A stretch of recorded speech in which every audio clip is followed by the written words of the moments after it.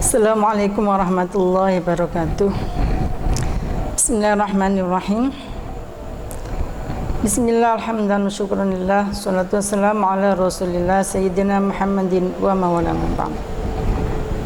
Anak-anakku, siswa-siswi Madrasah Aliyah Al-I'dadiyah Bahrul Ulum Tambak Beras Jombang kelas 11. Kali ini Ibu akan menyampaikan yang melanjutkan yang kemarin, Al-Muharramat Minan Nisa. Mari sebelumnya kita tawasul dulu. Ila hadratin Nabil Mustafa Muhammadin sallallahu alaihi wasallam wa ala alihi wa ashabihi wa ahbabihi azwaji wa dzurriyyatihi wa li baitihi wa ila jami'il mu'minina wal mu'minat wal muslimina wal muslimat wal ahya'i minhum. Wa sallallahu alaihi fadal kitab wa sallallahu jami' masyayikh wal masjidin bahrul ulum. وصلى والدينا ومشايخنا والشيخ مشايخنا لهم الفاتحة. أعوذ بالله من الشيطان الرجيم. بسم الله الرحمن الرحيم. الحمد لله رب العالمين الرحمن الرحيم مالك يوم الدين إياك نعبد وإياك نستعين اهدنا الصراط المستقيم صراط الذين أنعمت عليهم غير المغضوب عليهم ولا الضالين آمين. وصلنا مؤسس هذه المدرسة الشيخ أحمد نصر الله عبد الرحيم وأصولهم وفورهم وشيخهم لهم الفاتحة. أعوذ بالله من الشيطان الرجيم. بسم الله الرحمن الرحيم. الحمد لله رب العالمين الرحمن الرحيم مالك يوم الدين إياك نعبد وإياك نستعين اهدنا الصراط المستقيم صراط الذين أنعمت عليهم غير المغضوب عليهم ولا الضالين آمين. بسم الله الرحمن الرحيم. Anak-anakku kelas 11 Madrasah Aliyah Al-I'dadiyah Bahrul Ulum Tambak Beras Jombang dan kaum muslimin yang mungkin berkenan mendengarkan dan melihat ngaji ini, bahwa materi kita pelajaran tafsir kelas 11 saat ini adalah Al-Muhadharah As-Sadisah wal Ishrun Al-Muharramat Minan Nisa. Ini diambil dari kitab Rawaiul Bayan Tafsir Ayatil Ahkam Minal Quran Muhammad Ali As-Sobuni. Kemarin kita sudah bahas tentang ayat Al-Muharramat Minan Nisa. Dan sebelumnya ayat tentang Al-Muharramat Minan Nisa, yaitu surat An-Nisa, dimulai dari surat An-Nisa 19 sampai 24. Sebelum membahas tentang Al-Muharramat Minan Nisa, didahului oleh beberapa ayat yang menyangkut tentang tidak diperkenankan menyusahkan perempuan dengan bertujuan untuk mengambil sebagian harta yang sudah pernah diberikan kepada istrinya atau kepada perempuan dalam bentuk mas kawin, di mana hal itu biasa dilakukan pada zaman jahiliyah. Kalau orang itu menikah dengan seorang perempuan dengan mas kawin yang besar tentunya, kemudian apabila mereka sudah jenuh dengan istri yang satu itu, kemudian ingin ganti istri yang lain, maka mereka itu melakukan fitnah terhadap istrinya, bahwa istrinya itu melakukan pelanggaran, misalnya zina dan sebagainya. Kemudian kalau aturannya itu, kalau istrinya zina maka dia berhak untuk mengambil sebagian atau bahkan seluruh harta mas kawin yang pernah diberikan kepada istrinya dulu. Nah ini kemudian yang halnya seperti itu dilarang oleh Allah. Wala ta'dhuluhunna litadhhabu bi ba'dhi ma ataitumuhunna illa syai'an. Wala ta'dhuluhunna litadhhabu bi ba'dhi ma ataitumuhunna illa ayatina bi fahishatin mubayyinah. Bahkan ada tekanan dari Allah, jangan malah menfitnah, mencari cara-cara untuk bagaimana kamu bisa mengambil harta kepada istri, maksudnya harta yang pernah diberikan kepada istrinya dulu. Ya. Tapi yang ditekankan oleh Allah di sini wa'ashiruhunna bil ma'ruf. Wa'ashiruhunna bil ma'ruf. Saya katakan kemarin bahwa ayat ini tidak terlalu populer dibanding dengan ayat fankihu ma tabalakum minan nisa imatna wa thulatha wa ruba'. Nah, kemarin juga sudah kita bahas bahwa mas kawin itu di sini digambarkan sebagai qintor, wa ataitum ihdahunna qintor, bahwa mas kawin itu adalah terdiri dari harta yang banyak, qintor, harta yang melimpah. Itu menunjukkan bahwa mas kawin yang harus diberikan kepada laki-laki, harus diberikan oleh laki-laki kepada perempuan itu adalah merupakan harta yang berharga. Di sini digambarkan sebagai qintor, dan harga yang mas kawin yang berharga yang diberikan kepada istrinya tadi, yang berupa yang diistilahi oleh Allah dengan nama qintor, di sini ini menunjukkan bahwa mas kawin itu untuk batas maksimalnya tidak boleh dibatasi ya.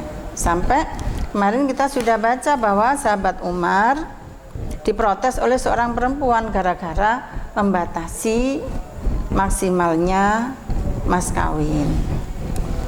Akhirnya kemudian tidak ada pembatasan. Sampai sekarang juga tidak ada pembatasan mas kawin itu berapapun, sesuai dengan mahar mithil yang berlaku di Arab ya, atau dimanapun yang ditentukan oleh para ulama adalah mahar mithil, mahar yang biasa berlaku pada masyarakatnya itu.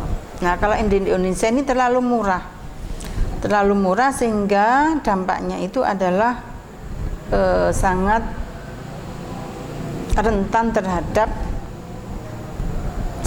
nikah dini dan cerai. Nah, itu. Kalau di Arab itu nikah sulit karena maharnya mahal, tapi cerai juga sulit. Sulitnya adalah karena sudah terlanjur memberikan harta banyak, itu yang berupa qintor. Nah, kita juga kemarin sudah bahas bahwa perkawinan itu adalah merupakan mitsaqun ghalidhon, yaitu perjanjian yang agung atau transaksi yang agung. Karena perkawinan itu merupakan mitsaqun ghalidhon, transaksi yang agung, maka ini tidak sama dengan transaksi biasa. Makanya di sini di dalam tahlil lafzi disebut mitsaqun ghalidhon ay ahdan syadidan muakkadan wa huwa aqdun nikah allati rabatu zaujaini biribatin syar'iyyin muqaddasin. Jadi perjanjian di antara suami istri yang merupakan perjanjian yang kokoh yang mengikat antara suami istri itu secara syariat yang disucikan, syar'iyyin muqaddasin. Karena merupakan mitsaqun ghalidhon dan beda dengan transaksi biasa, maka dalam jual beli atau maka perkawinan ini tidak sama dengan jual beli, tidak sama dengan akad di dalam jual beli benda biasa ya. Karena dalam perkawinan ini tidak boleh tukar tambah. Disinilah terletak dari mitsaqun ghalidhon, beda dengan transaksi biasa. Makanya itu untuk perceraian, hubungan perkawinan itu menjadi pudar atau untuk melepas hubungan perkawinan ini mesti harus sidang di pengadilan, dan itu harus melewati tahapan-tahapan.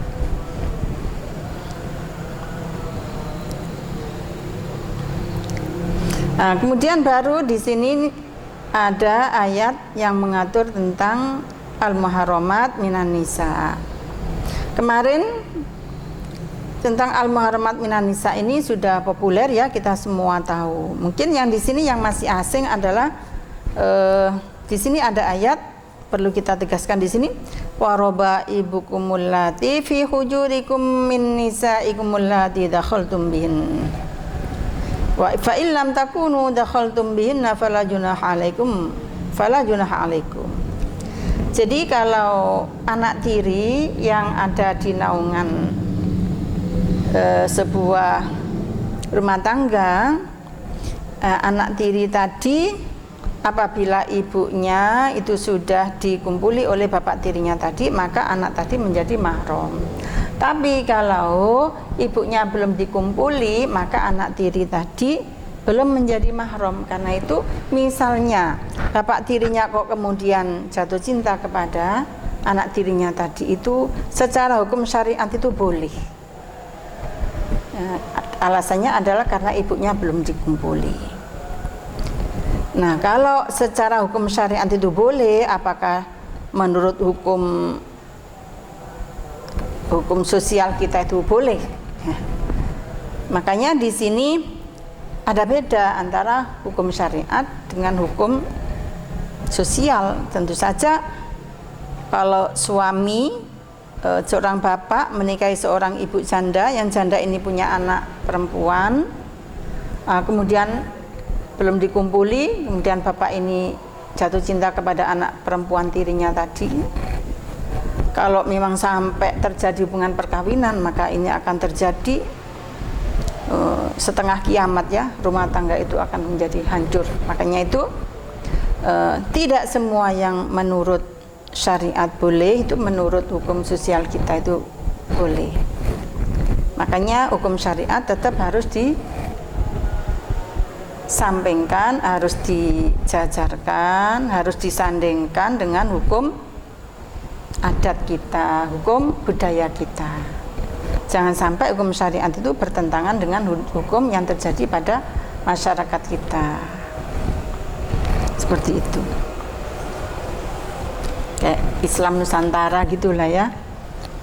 Kalau di Nusantara ini masyarakat itu menentang kalau ada bapak tiri jatuh cinta kepada anak tirinya karena ibunya belum dikumpuli oleh bapak tiri tadi. Nah, ini kalau menurut masyarakat kita ini jelas ini ada sanksi hukum yang berat terhadap bapak tadi dan juga terhadap anaknya. Maka yang seperti ini jangan sampai terjadi. Sekalipun secara syariat itu boleh. Itulah catatan yang kemarin. Nah, untuk yang sekarang kita masuk pada al-ahkam asyariyah.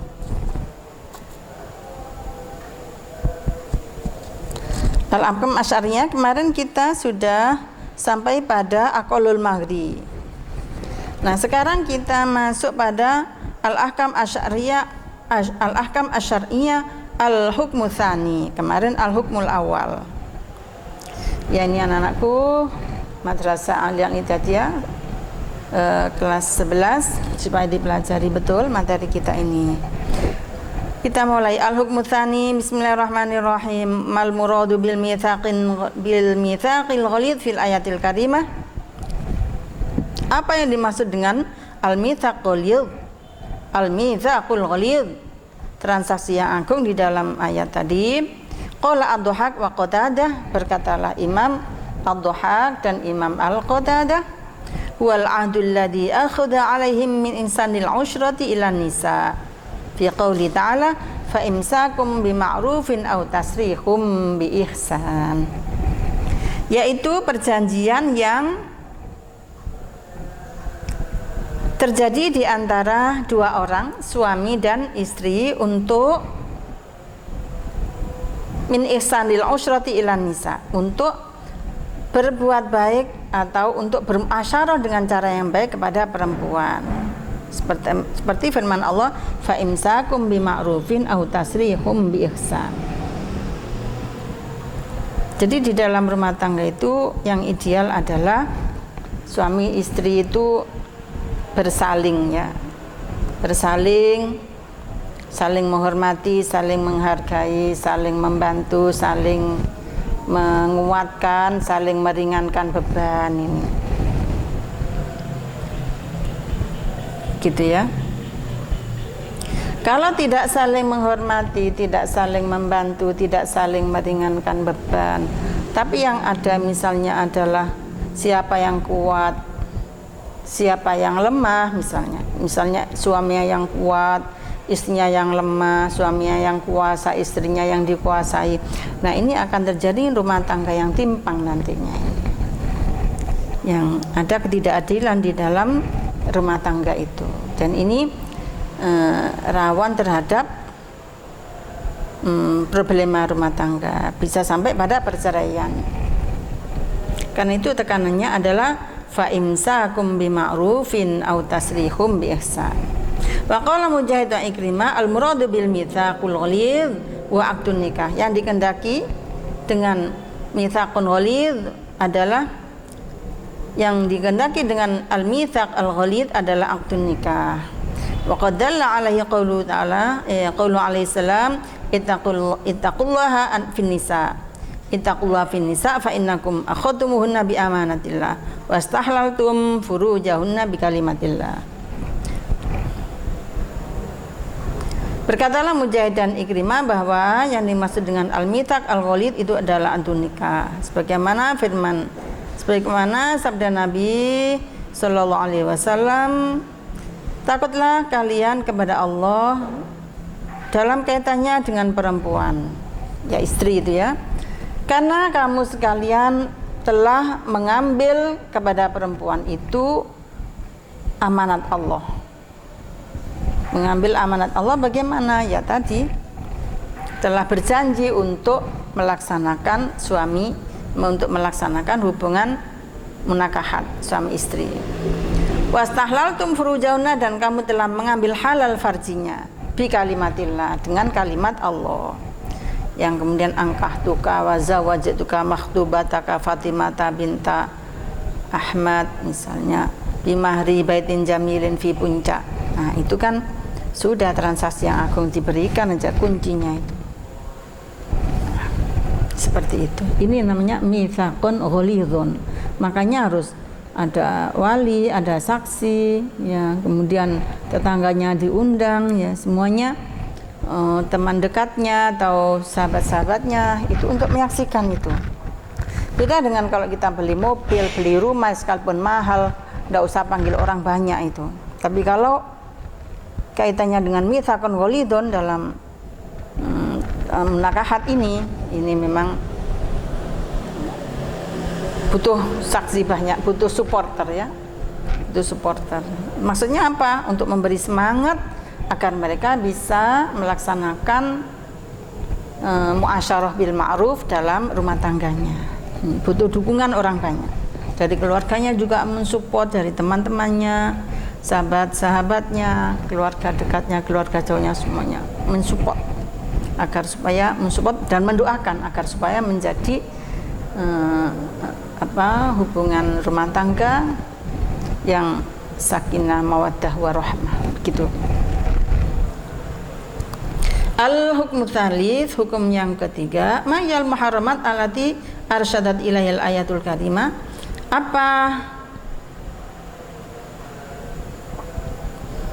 Apa saja, maksudnya siapa saja perempuan yang diharamkan yang ditunjukkan oleh ayat tersebut secara garis besar al-muharramat allati yarumuz zawaj bina thalathatu anwa'in wa hunna kal'ati. Jadi kalau disingkat, wanita yang diharamkan untuk dinikahi itu ada 3 macam. Yang pertama, muharramun bin nasab, diharamkan karena hubungan nasab, anak ya ke atas, ke bawah, ke samping. Muharramat birodho, nah ini karena ASI ya, susonan. Seorang ibu menyusui seorang anak, nah ini maka anak dengan ibunya rodho ini dan dengan saudaranya rodho itu semuanya seperti saudaranya syakik. Yang ketiga adalah muharramat bil musyahara, diharamkan karena hubungan musyahara, mertua, hubungan mertua. Al-muharramat bin nasab, siapa saja wanita yang diharamkan dinikahi karena ada hubungan nasab. Ini asyarat al-ayatul karimah illa tahrimi sab'atin minan nasab. Ayat yang mulia tadi mengisyarahkan diharamkannya 7 orang yang ada hubungan nasab. Wa unna al-ummahat, ibu, al-banat, anak putri, al-akhwat, saudara putri, al-ammat, ibu bibi dari bapak, al-kholat, bibi dari ibu, banatul akhi, ponakan perempuan, banatul ukhti, Banatul akhi ponakan perempuan dari saudara laki-laki. Banatul ukhti ponakan perempuan dari saudara perempuan. Wa haula yahrumuz zawat bihinna ala ta'bid. Dan ini wanita-wanita yang diharamkan ini keharamannya tidak boleh dikawin itu selama-lamanya ala ta'bid. Ai annahu la yahillu zawat bihinna bihalin minal ahwal. Bahwa perempuan-perempuan 7 macam tadi tidak halal untuk dikawin dalam keadaan bagaimanapun. Ini harus kita tahu, jangan sampai kemudian alasan sudah terlanjur sama tidak bisa ya. Jadi kalau misalnya saudara itu ya kita harus tahu itu ya, jangan sampai jatuh cinta pada saudaranya sendiri atau jatuh cinta pada ibunya sendiri. Sampai ibu tiri yang sudah dinikahi dan sudah dijima oleh ayahnya itu juga haram bagi anaknya. Bagi siapa itu? Haram untuk dinikahi oleh anaknya dari laki-laki itu.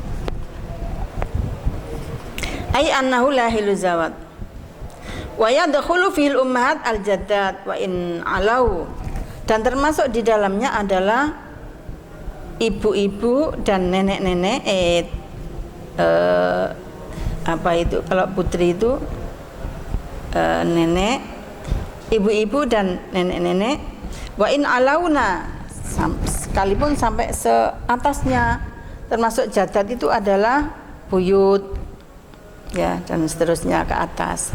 Kama yadkhulu fil banat banatuhunna wa in salafna, sebagaimana termasuk di dalam anak itu adalah anaknya anak perempuan itu cucu, wa in safalna sampai ke bawah. Jadi nggak boleh kakek menikahi cucunya gitu ya, sampai ke bawah, cucu cicit nggak boleh. Wa kadzalikal akhwat, begitu pula saudara perempuan, sawaun kunna syaqiqat aw li'ab aw li'um, baik itu saudara sekandung tunggal bapak ibu atau tunggal bapak saja atau tunggal ibu, wal amat wal kholat, dan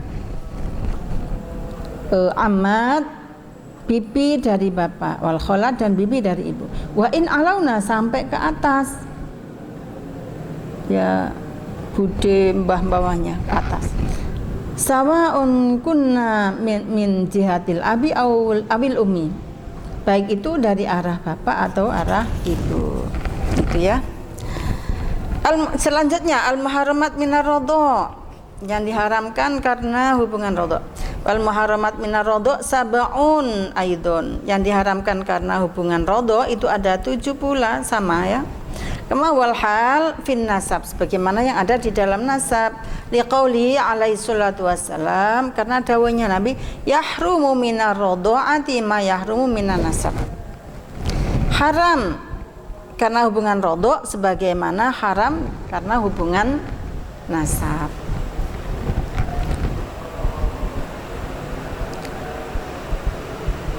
Wal ayatul karimah lam yadhkur fil muharramat bi radha siwal ummahat wal akhwat.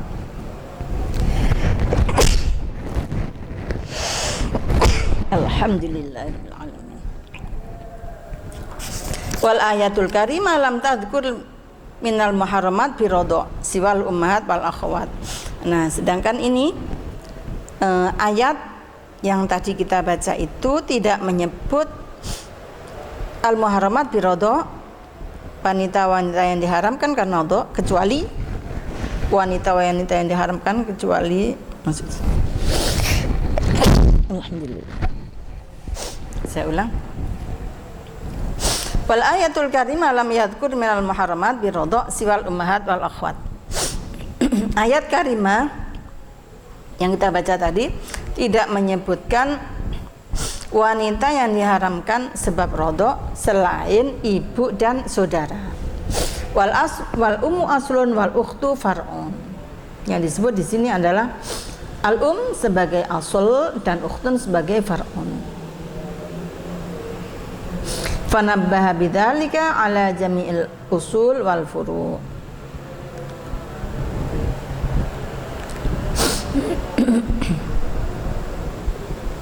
Kemudian Nabi menjelaskan hal tersebut atas segala usul dan furu'. Wa wadhahat as-sunnatu an-nabiyyah dzalika bitafsil, dan as-sunnah an-nabawiyah